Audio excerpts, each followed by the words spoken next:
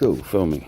Okay, welcome to video number 9 and the last one in the series on Sampey rebuilds the micro house. So there's where we're at.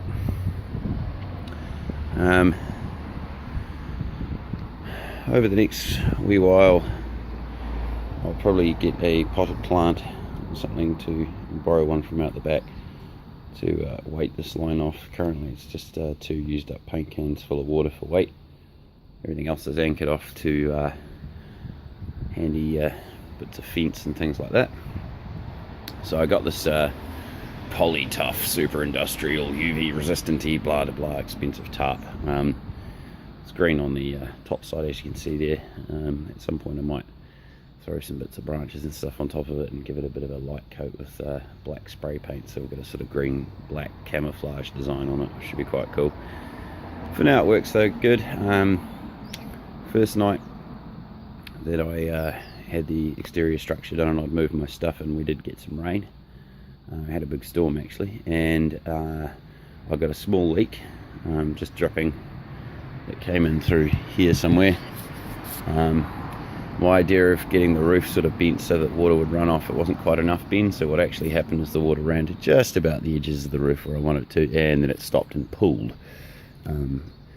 So that was a bit annoying. What I could have done was further braced the roof interior to get it to actually do what I wanted to, but as the intent had always been to put tarp eaves on to just shade the window a little bit during the day, as this one's doing, and also give me just general eaves for entry during wet weather and stuff and being able to sit outside, I just sort of went, oh screw it, I'll get a tarp that's big enough to cover everything. As you can see, it goes all the way to the fence there, plenty of space. It's just rigged in with lines and stuff now. I've got a couple of wee screws there holding those 2 eyelets, but everything else is just lined on, so it's nice and adjustable. Got a crucifix on the end that was sitting on the side by the windows, but obviously they're shaded by the tarp now, and I wanted it to be sort of out in the open and kind of visible, so I left it there. There's all our spare wood. Longer term, what we might do is build a wee deck out the front here and put posts coming off of it to support this tarp. Save bring lines all the way out like this. It's probably a little neater looking that way, but it'll do for now. It's a bit camp style, but I'm happy with that, and being that it's an awesome super waterproofy clever tarp, no more problems with leaks. The other interesting thing with this type actually is that the underside is silver and the top side is a darker colour. As I said, I may spray it black or combo black and green, but that basically means that it actually reflects heat inward, which is helpful for my insulation process. Solar panels. So from right to left there we have a 20-watt panel, which is rigged into a, I talked in one of my videos about MOSFET chips, 7805s. They give you USB power. That tape's peeling off a little bit. Let's push that down. That's not really necessary anymore, but oh well. For this 20-watt panel, my friend had a board unit that's got a 7805 on the inside, but it's Como or whatever it's called. So down the end there, you should be able to just see a little black box on the end of that 20-watt panel. So past the one in the middle, that little black box there, that's an adjustable power DC converter unit. So that takes the 12 volts from that panel, turns it into 5. We'll see in a minute where that's going. Next along we have this 5-watt panel, which is connected through some old 7805 chips directly to my fans. And then this 10-watt panel and this 5-watt panel are linked, giving me 15 watts that goes to my main house batteries for charging them. Okay, so we'll have a look inside. There's the door. I haven't put a door handle or interior door lock on that. It's jammed shut quite neatly, so and I'm not having a problem. Basically on the inside, when I want to shut it, I just grab this frame in 2 places and pull it shut, and as I said, it's sort of just gently jammed shut. When it's really cold it actually gets a bit loose, so the frame's obviously stretching and changing in temperature, but that's fine for now. I might put an interior lock on, but I don't really see the point. Again, may put a handle, don't really see the point. So if we just shut that like so. Interior wise, as you can see, the fans are running a bit slowly at the moment because the cloud just went over the sun. It's quite interesting. It lets me while I'm inside rate what the sun's like, because when the fans start running hard, they're in direct sun, and when they're just running like this, you can barely hear them. That means there's lower sun or cloud or whatever. The other thing, they're permanently wired in, so basically the one over here has a switch that's accessible. It's usually turned off, but if I want to vent cigarette smoke or cool the space down, which is what I'm doing at the moment, then we have it switched on. Otherwise, just this other one runs whenever it's sunny, and that's also the one I use for heating here with my gas cooker. And what we've got here is a little USB satellite battery type unit that you use for charging your phone or whatever, and in line with the permanent wire into that 5-watt panel on the outside that runs the fan, we've got a USB. So at night when we have no sun, we plug this in, and there's the fans booting up again because the sun just came out from behind a cloud, so maybe now you can hear them. But anyway, this runs the lower fan, and if I want the upper fan at night. Got my insulation in, as you can see. It's stapled into the wall frames and stuff. These are just Dacron duvets, or if you're an American or an Australian, a comforter or whatever you want to call them. Little blankies. Work very effectively. You might be able to notice compared to the other videos, my voice isn't very echo in here now. They're very good at soundproofing as well. So that's quite cool. I've already tested the insulation process in some cold weather over last night and whatnot. Very effective. Basically, you come in here and shut the door, and it gets warm enough to, you know, work and chill out and do stuff even when outside's like 5 degrees or so.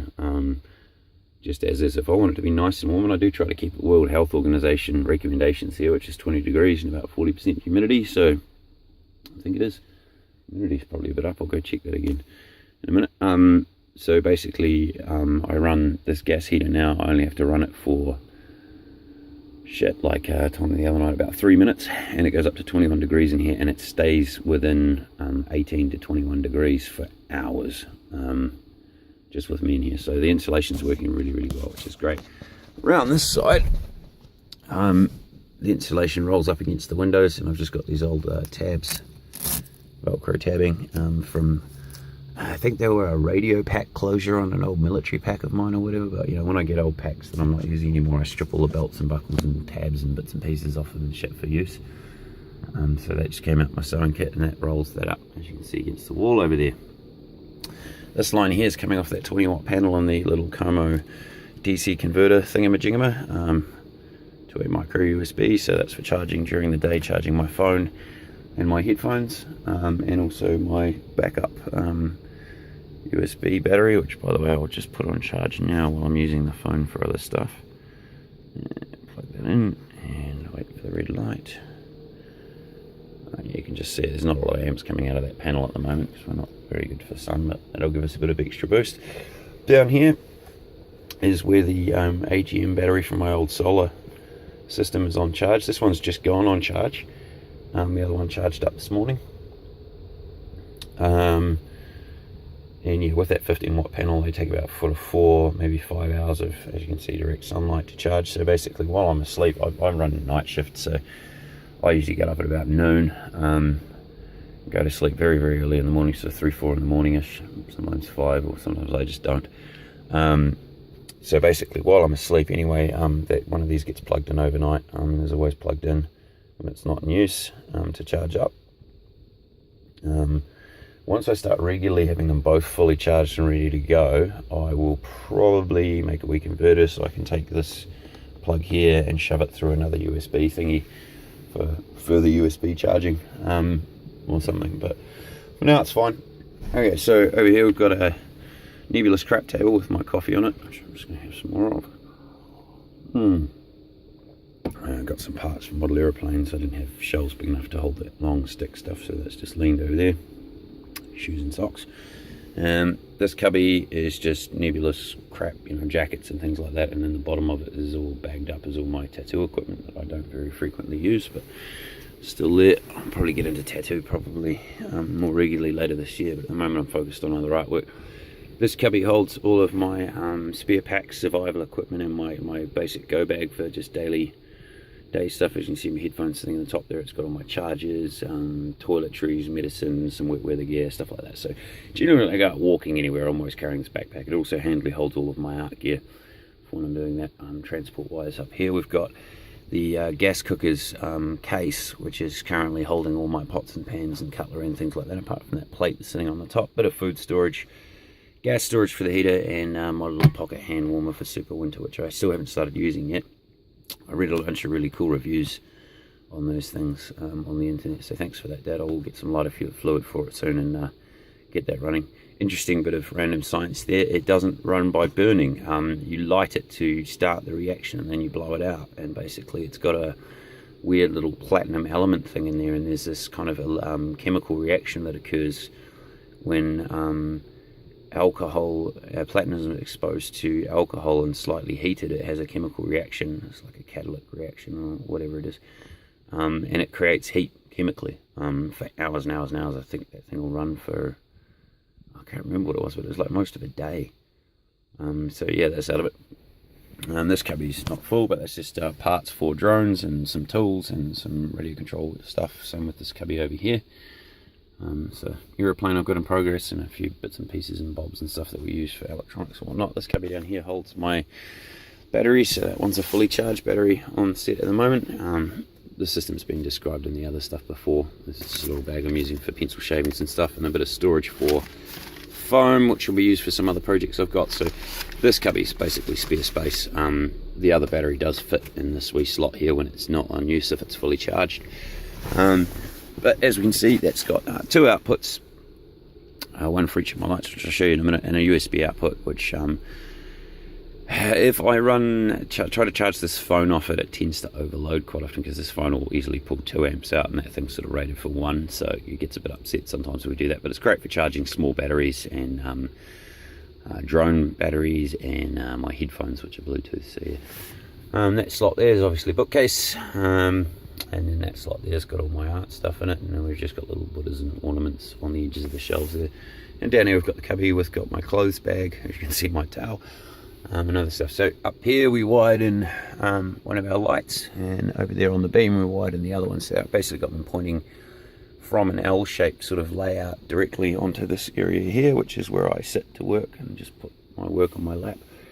One of my cousins has still got this really huge Tash and Leonardo da Vinci book that I quite like, that my mother gave me. This big thick fat book, which will slot in there behind the art gear, but that's going to be my desk basically, or I can make a wood frame thing that came off the wall or whatever. I don't want to be that technical and clever. I prefer just sitting on a book. So that's all my stuff. Insulation, lights, windows, was there anything else I wanted to talk about? No, not really. That's my little space. My friend did make the joke, given my choice of insulation, that I've built myself a padded cell, which I thought was hilarious and is quite true. It's a little weird in here. Actually, yeah, something I want to keep an eye on, and the reason I've got the curtain side of things rolled up there, and that'll basically stay there rolled up. If I don't ever really use it much, I'll probably just get some blinds or something and put them in place instead, and then just cover this wall section here with some of that staple gun it in place, some of the insulation, because yeah, that does work. It rolls down to just above the bottom of this window, and that's cool, but it is quite sort of claustrophobic-y feeling, because you can feel your voice being deadened, and you're very aware that this is sort of a small space, which isn't a problem for me. I'm not claustrophobic, but I'm trying to design this kind of thing for a lot of people to be able to use. And one of my partners is yeah, she is quite claustrophobic, so if she were to visit here and hang out and stuff, I think she might find it a little bit weird if that was rolled down. So we just leave it rolled up, and if I end up never using it, like it never gets cold enough to drop that, then I'll just put some ordinary blinds in and just have the roof and main walls insulated. Behind the bookcases at the moment isn't insulated. Again, I don't think it's going to be necessary. So we've done some tests with the insulation. As I said already, we can now run that heater for about 2 or 3 minutes, and it brings up the internal temperature here from like nothing, like 5 degrees or whatever, to like 21 within 2 or 3 minutes, and it just stays that way for ages. So I'm not worried about heating. Cooling is working well. I forgot to turn my upper fan on this morning before I went to sleep, so when I woke up only the bottom fan was running, because obviously as soon as the light, the sun comes up, the solar panel that powers these kicks in and they start running by themselves while I'm asleep. They don't wake me up, they're pretty quiet. But the great thing was, I woke up in here, this area is fully insulated and stuff, the sun's pouring in the window and I wasn't baking hot. It's currently, let's have a look, 21% humidity and 26 degrees in here. Which is a bit warm. When I woke up this morning, the humidity was a bit higher, but the temperature was about 22 degrees, which even with my little thermal pajamas inside my sleeping bag and stuff is a survivable temperature. It's a bit warm, but it's fine. I don't mind being a bit warm. So I've got both fans running now, and I'll try and remember tonight when I go to sleep to have them both set. Like that one's permanently on, the switch for it's outside. I could probably reach my hand up through the vent box to turn it off, but I see no reason to do so. But this one being on would be quite handy, and obviously we can open the door as well for additional ventilation, which I'll do shortly. That's probably why the temperature's actually gone up, so I'll just pop that open again, because that fan blowing and the one behind me blowing is obviously creating an airflow through the area, which picks up some flow through the door and just helps it passively blow breeze in, which I can now feel coming in. It's quite nice. So yeah, comfortable as to work in here during the day, which was our last problem. Just as it was, the box, once it built it, being in here during the day was boiling hot, like really warm. So the insulation's obviously doing its job and helping me stabilize the temperature, as are the fans, so that's great. If we do have any problems there, I might look at creating some sort of opposite to the gas heater, like some sort of a coolant unit of some description. I'm trying to sort of think, maybe some salted ice in a bucket with a fucking alloy vent thing chucked into it or something to blow that fan air through so that it's even cooler. But I think that'd be too much hassle really. Probably what I'm more likely to do if I do decide that heat is a problem next summer, because we're moving into winter now anyway, is I'll get bigger fans, put more of them in or something like that. So yeah, basically the aim is to maintain internal temperature in here around about 20 degrees and sort of under 40% humidity. As I said, currently we're at 21% humidity and the temperature is now dropping back towards 20, so that's great. At night it's much easier to do that. So if I've left this structure for ages and ages and ages unoccupied, like I'm out at work or something and I come in, I expect it to have dropped to about, it used to just drop to ambient temperature. Now it seems to drop to about 3 to 8 degrees above ambient temperature. So I'm no longer finding I come in here and I'm breathing steam, because that's always a problem in a small space like this. You worry about, damping up the walls and things like that. And because the ventilation is just running consistently automatically, I'm constantly exchanging air out of this environment. So I feel pretty comfortable actually with my choice of duvets for insulation. Now, where there was some worries there that they would get mouldy or whatever and stuff like that. But we'll use them for a few weeks and then I'll pick a wee spot and strip them away from the wall and check to see if they're mouldy, and obviously, just regularly make some checks on them. But I'm actually feeling pretty confident this will work quite well, assuming it does. Eventually I may get some cardboard or some foam board or something like that, and reclad the internal walls over top of this duvet stuff, just to give us a nice, neat, non-padded cell finish, which I can also then hang pictures on and do things like that. But for now, what we'll do for, obviously this wall over here is for art display, as is the one behind me and stuff. I'll just string some wires between frame points on the wall that I can hang pictures on. When I've got some, haven't done art in ages, I've just got back into that last night. So yeah, really looking forward into having non-physical days where I just sit around and draw art like I used to before I started doing these projects. And then at night we go to the bar and do work there and stuff. And it's still not too hard out, because yeah, I definitely prefer being an artist and a barman than being a builder during the day and then doing these long hospo shifts. It's just utterly exhausting. It was a real struggle for me to get through that, but we made it. So yeah, to recap, electrical system working great. I now no longer need to rely on the house at all for charging my phone. Sometimes I do at night just because I'm in there for a couple of hours watching telly or whatever, and I'll chuck my phone on charge, as you tend to do, but I don't need it. I'm still chucking these guys here a little bit of money each week for power anyway, because I cook in the house. I don't have to, but it's just more convenient. And I use the shower and toilet, and the shower's gas operated, and they do have to pay for gas. So yeah, just to chip in, because aren't these people nice for letting me stay here. So yeah, to wind up this video, what else have we got? Oh yeah, internal temperature and air conditioning systems are now finally, after months and months and months of experimentation and so forth, working very well. That's great. Very easy to heat the structure up. It stays warm when I want it to, and at least for now I'm pretty happy with how well I'm able to cool it.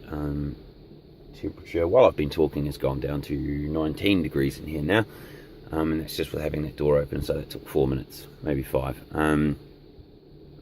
So yeah, totally comfortable to work in here, nice and bright, even just away from the window where I'm sitting. Although I do have those lights pointing down if I want them, if it's overcast or whatever outside. So yeah, basically everything's perfect. It's really cool. For such a tiny looking structure, there's an incredible amount of headroom in here actually. When I'm sitting on the floor cross-legged as I am now, there's over a foot of space over my head. I can actually stand up and then bend over, and my back just brushes the ceiling now. I'll just turn this camera around. G'day. So yeah, as you can see, that's basically where we're at. So yeah, I mean, it's small. There's not standing room in the structure. It was never designed for that, but it works well. I'm really happy with the result, and really keen to just get back into my normal life now. I have no intention of doing anything major build wise for a long time now. Very happy with this structure. The people I'm living with, I'm outside of their house where I've got a place. Very happy with our process the last few months, probably about 4 months or so that I've been here, maybe 4.5. No need to move or anything like that, but if I ever do, if the landlord gets pissed off, or I just get bored and I feel like being at another site, it's now a simple process of me and 1 or 2 other guys maneuvering this box onto a trailer. Probably unpack it partially first, maybe just to make it a bit lighter, but obviously you don't want all the stuff rattling out the walls while we're driving along on a trailer, so maybe put it all on the mattress or whatever. But yeah, it's a simple less than an hour process to get it rigged and ready to transport on a trailer, put it on a trailer, take it out the front gate and drive to wherever we're next placing the structure. We were talking the other night about potentially putting it on a trailer, but as I said to my friend, it's like $20 or so to hire a trailer for a few hours to move this structure, versus 500 minimum, probably more like 1,000 to create a trailer that this could permanently sit on. Or you could mount this unit on the back of a light truck, or even a reasonably sized ute, like a flatbed sort of. Yeah, I can't even bother translating this shit into American for people. In New Zealand, we call it a ute, kind of like your Ford F-150, a pickup truck. That's what you guys call it. So yeah, or a van or anything like that. It's a little long to just sit on that kind of thing, but it could be made to work. And then a 4-ton truck obviously would be well over engineered for this, because this is just so small. But you could, for instance, put it to one side of the flat deck on a 4-ton truck and leave a small sort of 1/2 meter or so wide deck on the side of where these windows are, which I'll probably put in on the ground anyway. Another option is to put it on a frame that sits on 4 40-gallon drum type barrels, and float it. We've got plenty of lakes and rivers and things in New Zealand, so one of these days I might look at living on a river or a lake for a bit. So yeah, totally mobile, easy to build, yada yada yada. Now, cost wise, this was a construction project that I've worked my way through and stuff, but I did some basic numbers. I would advise, for starters, if you want to do something like this, don't buy. I bought a plug and play solar unit, the little green battery unit down there, and the other one here, and the 2 panels, blah blah, which I've now modified to make work for my ends. But I could do a lot better in terms of efficiency, power, what I'm trying to power, and that kind of thing. Like, these are 12-volt batteries that are being charged up and then primarily being used to run 5-volt devices, although the lights are 12-volt that came with them. It's all plug and play and nice and simple, but it's very, very expensive because, it's a bought unit and rah-de-rah, and I just got it at a local shop. I would highly recommend learning about solar power from YouTube or Google or whatever else, and then building a system to suit your needs, because you'll get it a lot cheaper. A really good start point would be to get, instead of getting small panels like I've got, fork out for a big one, like a 100 to 200 watt panel, and where is it? Get one of these. This was given to me, and I don't use it at the moment because none of my panels are powerful enough to run it. But as you can see, it's got a 2.5 amp USB out and a plug out, and it's 150 watt rated. So you can jack that straight into a solar panel. Then you can use this for charging your USB stuff, and this to run, say, a battery charger that could run NiCads, nickel metal hydrides, anything else you like. Your battery pack would be based on how much power you need for lights at night. I'd recommend getting, I don't actually have any at the moment, but kind of like these headlamp type LEDs. They run on just like 3 AAA cells. They're not as powerful as these 12 volt super bright LEDs I've got, and they don't have the nice diffuser lens and shit. But get good quality torches, basically, that run on USB power, and just get more of them to light your space, because running them off a small pack of nickel metal hydrides or NiCads or lithium polymer cell phone batteries or anything like that, it's going to be really easy. They charge up a lot faster than the lead acid, and they're just better and smaller. So when those green ones go to shit eventually, if I have any problems with them, I'll be replacing them with much smaller battery packs, like a handful of technology basically, and probably a larger panel and stuff. But you know, I'm just working with what I bought with my initial budget to do this thing. So assuming you do stuff like that, and you use my structure here where we use some recycled parts for doors and windows, but otherwise we do everything with just standard ply sheet, you could build something like this, fully powered, insulated, painted and everything, for about $1,000. My all-up budget for the entire project working through so far has been $3,500. A lot of that went into living expenses on the first build that took 2.5 times as long as this one. Like, I put all this together in 7 days of actual building, and I could have done it quicker. But yeah, there was living costs during the version 1. I've now got other jobs and things like that I do at night, so I don't need living costs. And I just recycled a lot of V1 materials to make this. As we pointed out before, outside there's a whole pile of spare wood for me to, you know, build extra shelves, do decking outside, make repairs, or do anything else like that, but I don't really need it. So yeah, as are all prototyping processes, this one was somewhat expensive. But $3,500 to end up with what I've got now is still fucking cheap as chips. You won't be able to buy anything like that anywhere. So yeah, yeah, I'm really happy, and it's really effective. So gratitudes, obviously primarily speaking money to my patron who paid for all of this to occur, most of it. Thanks very much, buddy. That's awesome work. Thanks to my clients who've been patient while I've been building again and not working on your commissions. I am getting back on to them. I've been working yesterday and today on art, so we should have all of the ones that people are waiting for done within a week or so, and they'll be shipped out to you. Thanks very much again for your patience. Thanks to my friends who've assisted with advice and giving me parts and bits and pieces, and obviously the friends I'm living with here for letting me stay here, and just offering the space for free. That was really kind and good of you. And just everyone in general has been part of the process, and you for watching. Yay. Anyway, I'm going to get on with my life now. You guys probably won't hear from me blog wise for quite some time, unless we have a major problem with this structure, or I decide to do some sort of major modification or whatever else. But there you go, proof in the pudding. It's possible to create a livable micro space that's so small that you can put it anywhere, transport it anywhere easily, for really cheap. Obviously this isn't exactly good for homeless people, because where the fuck are they going to get $1,000 and a site and the tools required to build this kind of thing? But for low income and stuff, if you're a student, if you're a low income earner or whatever, and you're looking at your life and going, you know what, man, I pay a lot of money for rent, I don't have a lot of stuff, and all I want is somewhere to sleep, do some art, play computer games, whatever, stuff like that, then this sort of stuff is ideal, team. I mean, if I want to stand up, it's because I'm going to the toilet, or I'm going to cook, or I'm going to work, or I'm doing something that involves exiting my house. So you just don't really need the standing room, you know. So yeah, consider it. It's not a bad idea, and it'll cost you less than, like a lot less than a second-hand car for somewhere you can live in.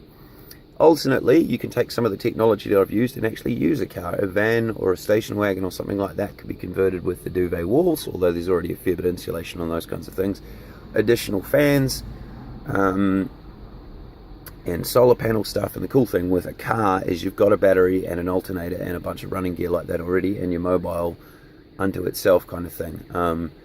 So, you know, it's an option. I don't drive. I've never had a license, believe it or not. I'm 36 years old and I do not own a vehicle license, and I cannot drive. I can ride a motorbike, but I've never really been interested in it. And I just have this kind of weird thing where I freak out behind the wheel and stuff. I'm sure I could train that out of myself with a bit of learning, but yeah, just not something I've ever bothered to do.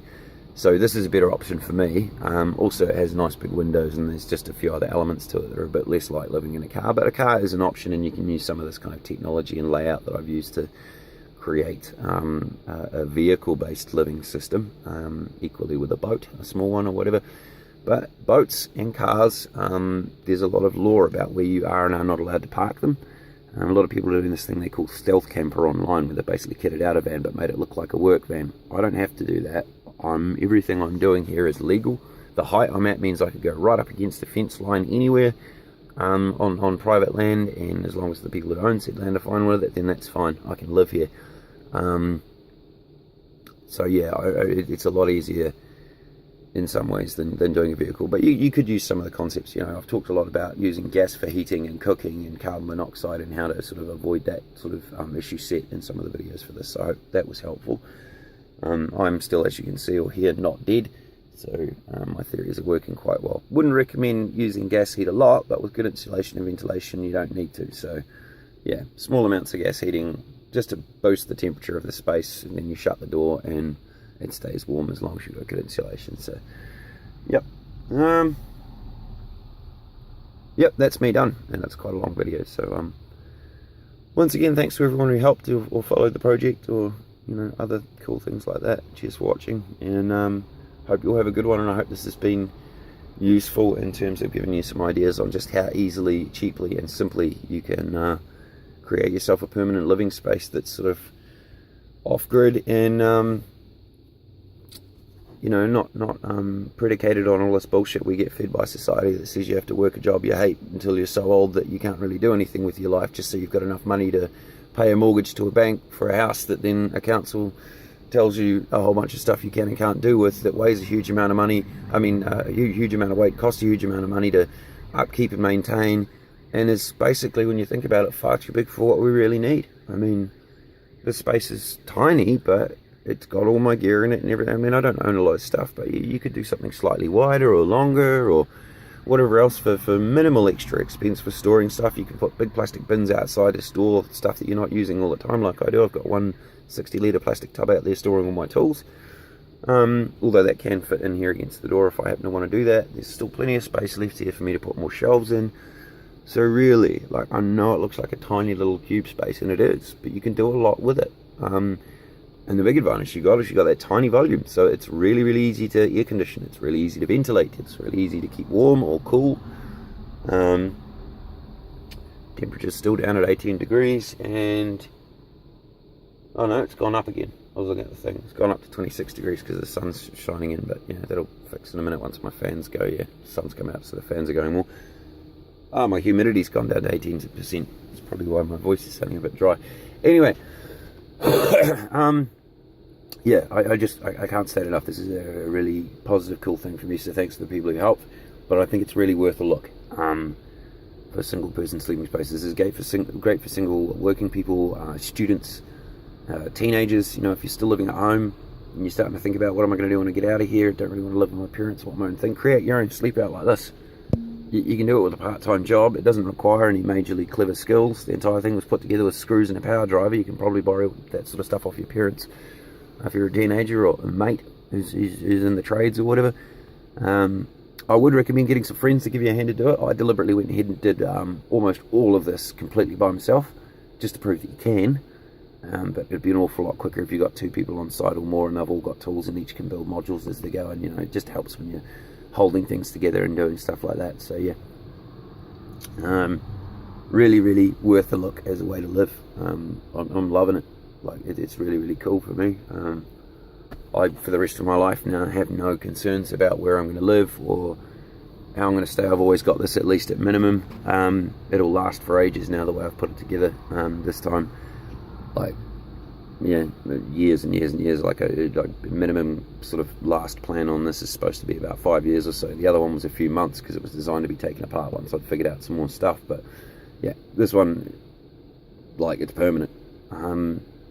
And you know, it might seem small from the outside, but I had my mate in here the other night. He's a bit bigger than me, and we were both sitting in there and like, you know what, this is really comfortable.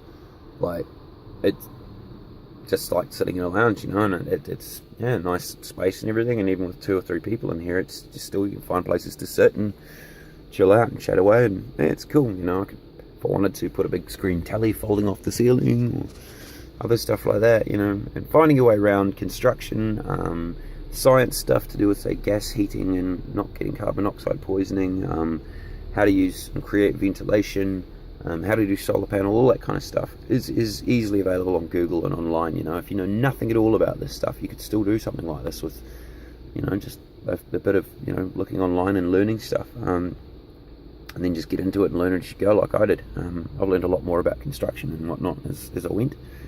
So yeah, anyway, that's 36 minutes of video right there. So you'll have a good one. Thanks very much for watching again, and cheers heaps to the people who helped me make this happen. I'm really, really happy for my tiny little house, and yay awesomeness. Bye up.